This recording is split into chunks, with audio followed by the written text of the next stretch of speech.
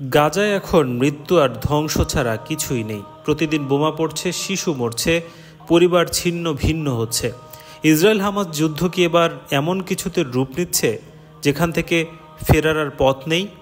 বিশ্ববাসী দেখছে, কিন্তু কজন সত্যি কিছু করছে? আসসালামু আলাইকুম। আজ আমরা জানবো এই যুদ্ধের আসল চিত্র, কারা কি বলছে, কে নীরব এবং এই যুদ্ধ কোথায় গড়াতে পারে। সবচেয়ে গুরুত্বপূর্ণ, বাংলাদেশ সহ মুসলিম বিশ্ব এ নিয়ে কি ভাবছে। 2023 সালের 7 অক্টোবর হঠাৎই হামাস ইসরায়েলে বড় আকারে আক্রমণ চালায়। এর জবাবে ইসরায়েল শুরু করে সর্ববৃহৎ সামরিক অভিযান। গাজা শহরের প্রতিটি কোণা যেন এখন মৃত্যুপুরী। বোমা পড়ছে হাসপাতাল, স্কুল, এমনকি জাতিসংঘের শেল্টারেও। হাজার হাজার মানুষ মারা গেছে, অধিকাংশ নারী ও শিশু। প্রশ্ন হচ্ছে, এটা কি শুধু প্রতিশোধ, নাকি এর পেছনে রয়েছে আরও গভীর রাজনৈতিক লক্ষ্য? আরব দেশগুলো যেমন সৌদি আরব, মিশর, কাতার, তারা উদ্বেগ জানালেও শক্ত কোনো পদক্ষেপ নেয়নি। তুরস্ক প্রতিবাদ করেছে, কিন্তু বড় রকমের সামরিক সহায়তাও নেই। ইরান একমাত্র দেশ যারা খোলাখুলি বলছে ইসরায়েলের বিরুদ্ধে যুদ্ধ হলে তারা পাশে থাকবে। এদিকে আরব লীগ বা ওআইসি বরাবরের মতো বিবৃতি দিয়ে চুপ। মুসলিম বিশ্ব কি আদৌ ঐক্যবদ্ধ, নাকি এটা শুধু শব্দের খেলা?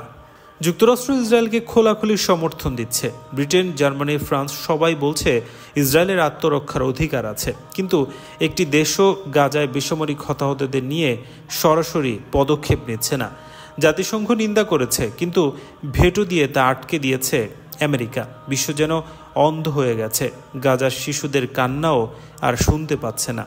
বিশ্লেষকরা বলছেন, ইসরায়েলের লক্ষ্য এবার পুরো গাজা নিয়ন্ত্রণে নেয়া। হামাসকে ধ্বংস করার নামে হয়তো পুরো গাজাকেই গুঁড়িয়ে দেওয়া হবে। আর যদি হিজবুল্লাহ বা ইরান সরাসরি যুক্ত হয়, তাহলে এই যুদ্ধ হয়তো পুরো মধ্যপ্রাচ্যে ছড়িয়ে পড়বে। সেটা হবে তৃতীয় বিশ্বযুদ্ধের আগমনী সুর। বিশ্বজুড়ে মানুষ রাস্তায় নেমেছে, কিন্তু সরকারগুলো নীরব। এটাই কি মানবতার শেষ পরীক্ষা? বাংলাদেশের সাধারণ মানুষ প্রতিবাদ করছে, দোয়া করছে, কিন্তু আন্তর্জাতিক মঞ্চে আমাদের কণ্ঠ কতটা শুনতে পায় বিশ্ব? এই সময়ে মুসলিম বিশ্ব যদি একসাথে না দাঁড়ায়, তাহলে একদিন হয়তো আমাদের দিকেই আসবে সেই বোমা। গাজার শিশুদের রক্ষা করতে হলে শুধু কাঁদলে হবে না, জানতে হবে, বলতে হবে, চুপ থাকা যাবে না। আপনি কি মনে করেন ইসরায়েল থামবে?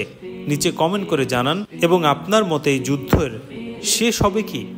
ভিডিওটি ভালো লাগলে শেয়ার করুন, যেন আরেকজনও চোখে দেখতে পায় মানবতার এই কষ্ট। আর এমন সত্য কন্টেন্ট পেতে সাবস্ক্রাইব করতে ভুল করবেন না। আসছি আবার আন্তর্জাতিক অজানা সত্য নিয়ে।